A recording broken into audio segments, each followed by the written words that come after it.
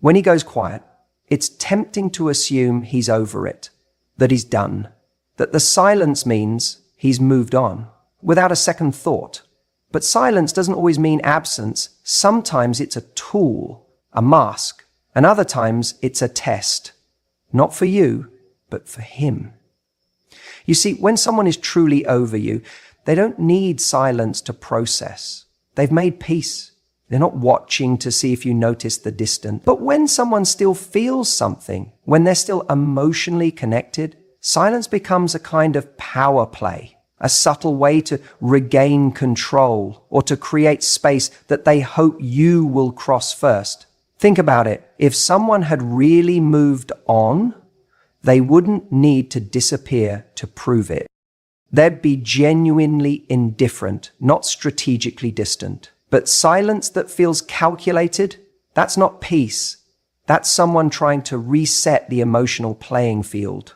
There's a particular kind of silence that comes not from closure, but from conflict, internal conflict. A person can be battling within themselves, trying to convince themselves they don't care, while their thoughts are still circling back to you. And that's the tricky thing about emotional attachment. It doesn't always come out as direct communication. In fact, when someone is emotionally attached, they often don't say it.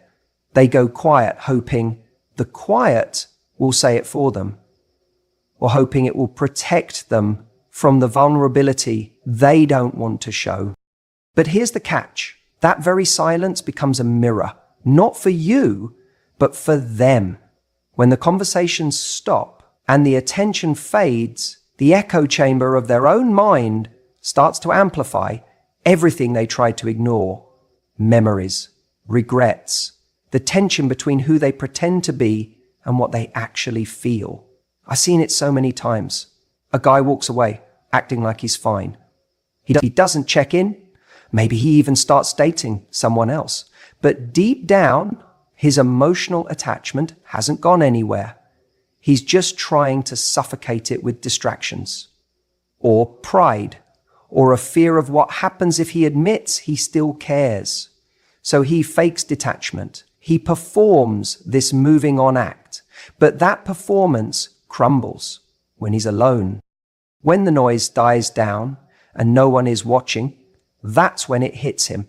Silence, in that moment, is no longer power, it becomes exposure, because he's left with only his thoughts. And if those thoughts keep bringing him back to you, then no amount of pretending can drown that out.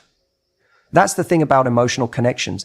They don't just disappear because someone stops talking. Real emotional ties outlive contact. They show up in the space between messages, in the reaction he has when he sees your name, in the way he hesitates before reaching out, not because he doesn't want to, but because he does, and he doesn't know how to anymore. So when you're on the receiving end of that silence, don't rush to fill it.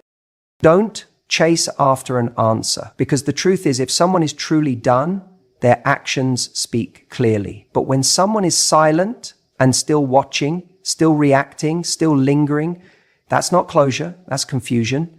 That's someone wrestling with the emotions they don't know how to handle or express. What often happens next is a delayed reappearance. They resurface, sometimes weeks, sometimes months later, with a casual message. Hey, have you been? Or a memory from the past. And you might wonder, why now? But that moment didn't come from nowhere. It came from all the noise they sat with in your absence. The silence didn't clear their feelings, it clarified them. So the question isn't just whether he's silent. The real question is, what is that silence protecting? If it's peace, you'll know. But if it's pride, fear, or longing, you'll feel that too. Because silence, when someone is still emotionally attached, is never truly quiet. It's full of tension, full of what's unsaid, and full of the emotions he's trying not to admit, even to himself. So, don't be fooled by the act. The real test of emotional detachment isn't in the silence itself. It's in what that silence reveals. He may pose, smile, and act unbothered, but the need to appear over you is often a sign he's not. See, emotional attachment doesn't disappear overnight. It doesn't have an off switch. What often happens is that it goes underground, tucked away beneath ego, pride, and the desperate need to look strong. It's not that he doesn't feel anything anymore. It's that he's terrified of looking like he does. Let's be honest, moving on has become a performance in the modern world. We've trained ourselves to equate silence and detachment with strength. We reward the one who looks the least affected, the person who posts first, who goes out first, who shows the world how free they are. They're seen as the winner. But here's the truth. When someone rushes to prove they're over you, they're often just trying to convince themselves. Hence, someone truly lets go. They don't need to showcase their independence. They live it quietly. They feel peace. They feel clarity. But when he's still emotionally attached, that silence isn't peace, it's pressure. It's a tug of war between the image he wants to present and the feelings he's trying to suppress. And in that war, ego usually becomes his shield. He might be silent, but it's not because he doesn't care. It's because speaking, admitting he's still affected, makes him vulnerable. And vulnerability for many men feels like weakness. So instead, he chooses the path that protects his pride. That means no contact. That means acting as if nothing ever touched him deeply. But that doesn't mean he's healed. It means he's hiding. In fact, the more effort someone puts into seeming unbothered, the more likely it is that they are bothered. You don't run from something that doesn't matter to you. You don't try to prove anything about something that's truly over in your heart. And that's the trap of emotional performance. It looks like freedom, but it's often just resistance. Here's where it gets interesting. That resistance shows up in ways that feel confusing to you. You start asking yourself, if he doesn't care, why is he watching my stories? Why does he still ask our mutual friends about me? Why does he get weirdly distant and cold when I look happy? Because he's not detached. He's just desperate not to show that he's still attached. That emotional tether is still there, pulling in quiet ways. But instead of facing that pull, instead of owning that there's still an emotional tie, he doubles down on silence. He tells himself that silence is power. But if he says nothing, feels nothing, reacts to nothing, he wins. And in that game, ego feeds him. Because ego hates discomfort. Ego tells him, you don't need her. You're above this. Stay quiet. Stay cool. But underneath, ego lives emotion. And emotion doesn't care about your pride. It sneaks up on you at night. It reminds you of the good moments. It catches you off guard when you smell her perfume on someone else or hear that song on the radio, and then it stings. Because that silence he chose, it didn't stop the memories from playing. It didn't delete the attachment. It just buried it under layers of denial. That's why the silence becomes so loud. Because he's not expressing anything. He's not releasing it. He's just pushing it down. And eventually what we suppress always resurfaces. It shows up in short temper, in emotional unavailability, in rebound connections that don't feel right. It shows up when he realizes he's with someone new, but still comparing her to you. That's not peace. That's residue. And here's the thing you need to hear. His silence is not a reflection of your worth.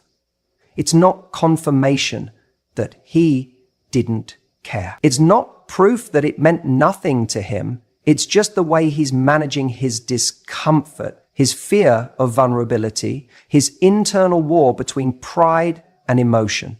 And if you keep interpreting his silence as detachment, you'll miss the truth. The truth is, he's faking it, not to hurt you, not to play games, because he doesn't know how to be both affected and honest at the same time. And you're in the middle of that silence, wondering if it ever mattered. You're reading into the absence of words as if that's the final story. But it's not. It's just the part he doesn't have the courage to write out loud. Sometimes silence isn't peace. It's fear in disguise. The real breakup doesn't always happen the moment someone says it's over. We often assume that the end of a relationship is marked by the last conversation, the final argument, or the moment one person walks away. But the truth is, for a lot of people, especially men, the emotional severing doesn't happen at the goodbye.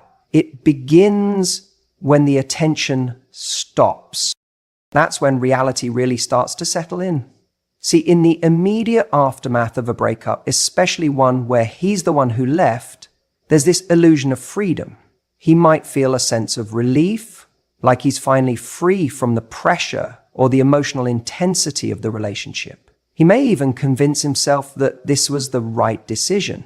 So he goes out, maybe posts some pictures, hangs out with friends, but that's the surface. That's the noise. And that noise is comforting because it fills the silence. It keeps the mind from drifting to the uncomfortable space of reflection. In those first few days or even weeks, it's easy to distract yourself. It's easy to scroll, swipe, party, or work endlessly. But the moment your attention stops, the moment you go quiet, stop reacting, stop checking in, stop being emotionally available in even the smallest ways, that's when something shifts. Because up until that point, part of him still feels connected.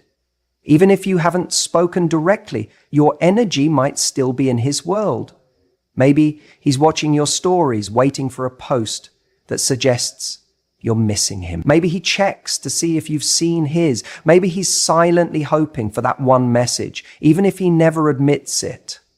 That invisible string is still there, still tying him to you, because your attention, even in small doses, tells him, I still see you, I still care.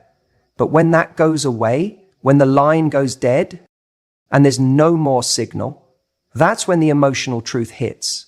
That's when the fantasy starts to fade, and he's left with nothing but the silence and whatever's still unresolved in him. And that's the hardest part. Because now there's no one reflecting him back to himself, no one validating his choices, no one reacting to his moves. There's no audience for the version of him he's trying to portray. And suddenly, those pictures he posts don't hit the same. The nights out feel emptier. The distractions lose their power. You see, emotional attachment doesn't need presence, it needs impact. And when your absence begins to speak louder than any words you ever said, that's when he realizes you're no longer orbiting his world. You're not just gone physically, you're gone emotionally. You've stopped feeding the illusion that he still has some kind of grip on you. And let's be honest, that's when the regret creeps in. That's when he starts wondering what he really lost. Because it's easy to feel in control when someone still gives you even a little piece of their heart.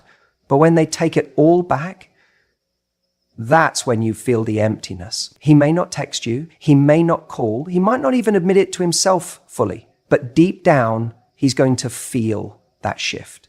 And that shift is powerful. It tells him that the door isn't just closed, it's locked. And you're not standing behind it anymore. It's in the silence that he's forced to confront what he's actually feeling. And sometimes what he finds is confusion. Sometimes it's sadness. Sometimes it's fear. Fear that he made the wrong choice. Fear that you're actually gone. That someone else might see your worth more clearly than he did. That's why I always say, don't rush to fill the silence. Don't chase closure.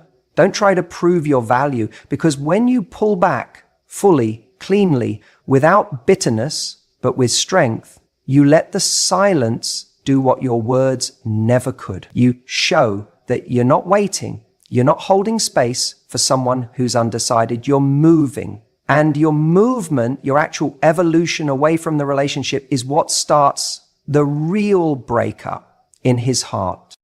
It's in that moment that the comfort of knowing you're still there begins to slip away. And sometimes that's when he'll come back around. But by then, you'll have changed. You won't be in the same emotional place. You'll have rebuilt parts of yourself that no longer fit with who he was in your life.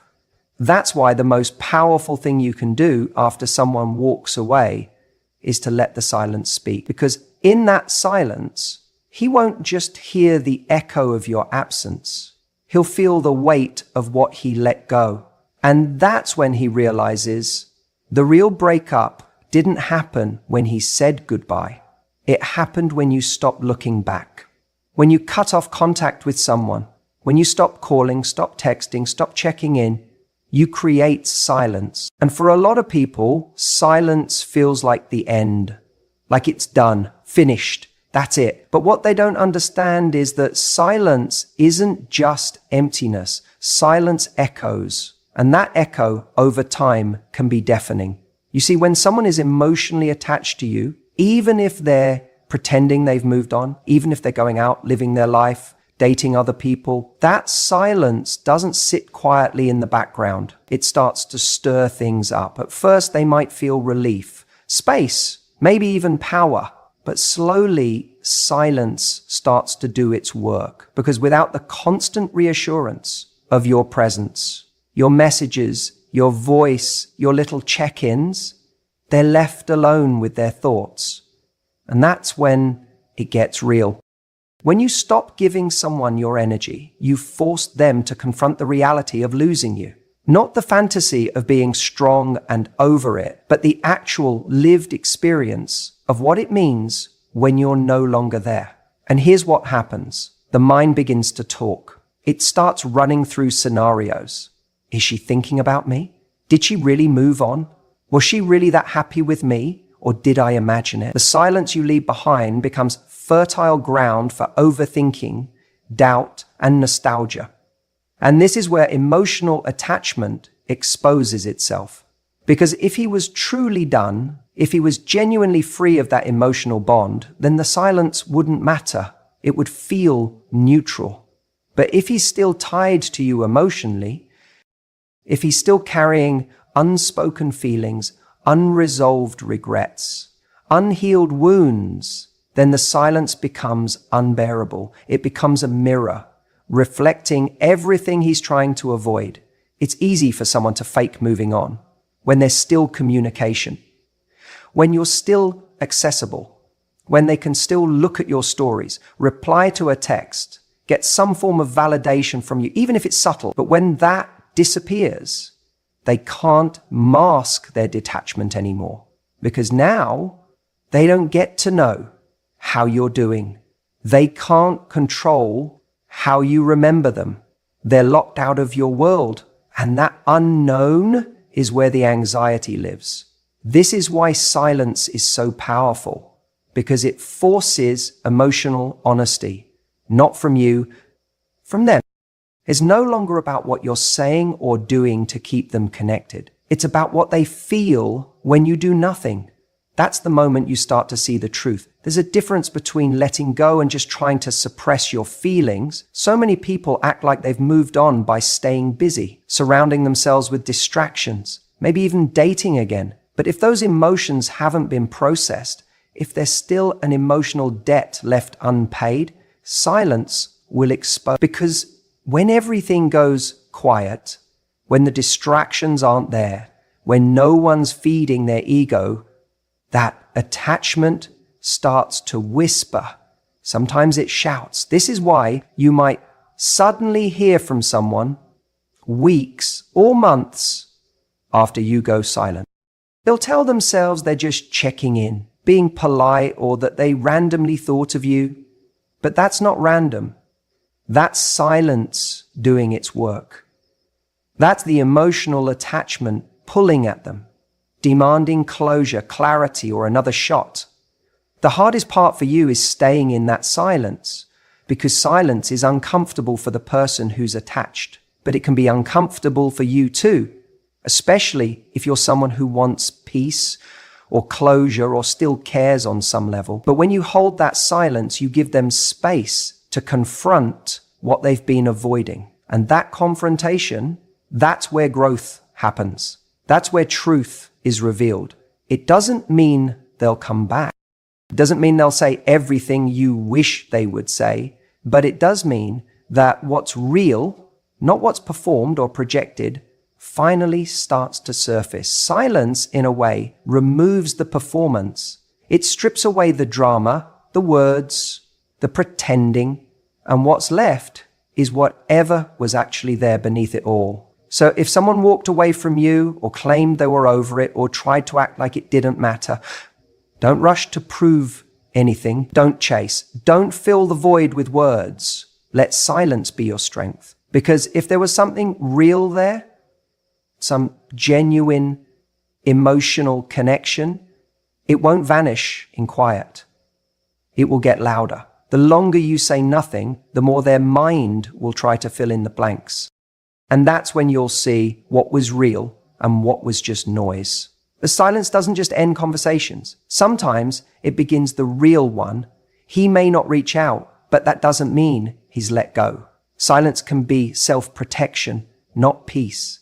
And this is where a lot of people get confused, especially when they're trying to make sense of someone else's silence after a breakup. They assume if he hasn't called, if he hasn't messaged, if he hasn't tried to get me back, then clearly he doesn't care anymore. Clearly he's moved on. But that's not how it works. Emotional attachment isn't always loud. Sometimes it goes quiet. Sometimes it withdraws, not because it's gone, but because pride won the battle over vulnerability.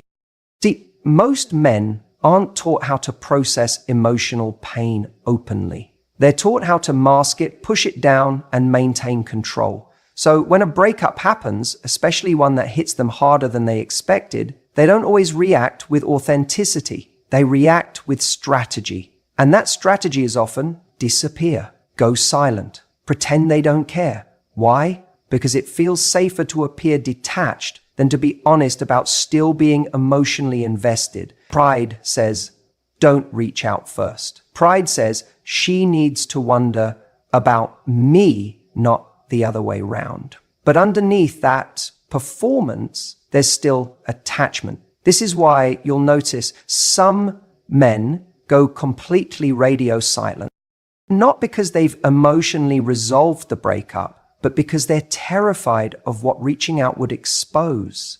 It would reveal their lingering feelings. It would make them vulnerable to rejection. And most importantly, it would strip away the illusion of strength they're clinging to. Because in their mind, being the one who cares less is a position of power. So they choose silence, not because they're at peace, but because their pride won't let them show that they're still hurting. Now, here's the thing. A man who's truly moved on doesn't need to prove anything. He doesn't need to go quiet just to make a point. He doesn't need to avoid contact just to protect his ego. That's what people do when they're still emotionally entangled.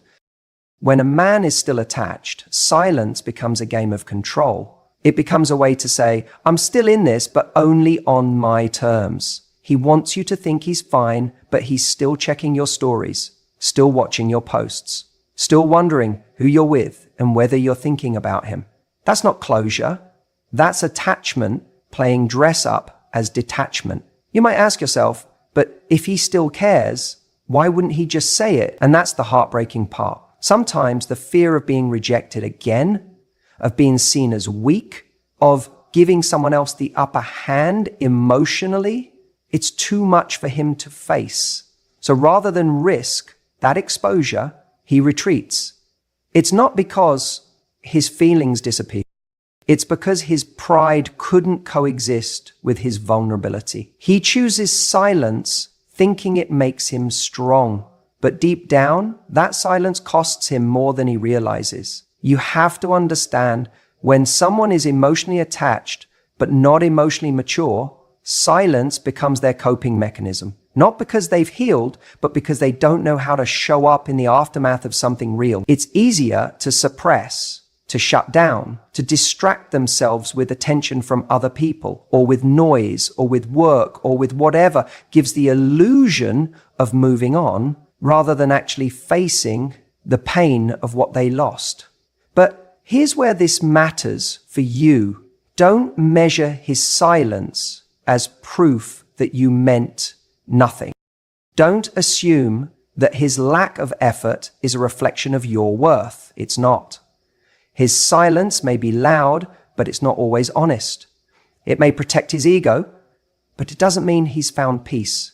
It doesn't mean he's truly let go. And most importantly, it doesn't mean he's stronger than you, because you, the one who's willing to face the pain, who's brave enough to process it, to talk about it, to feel it fully, you're the strong one. You're the one who's actually healing. And that might not be glamorous.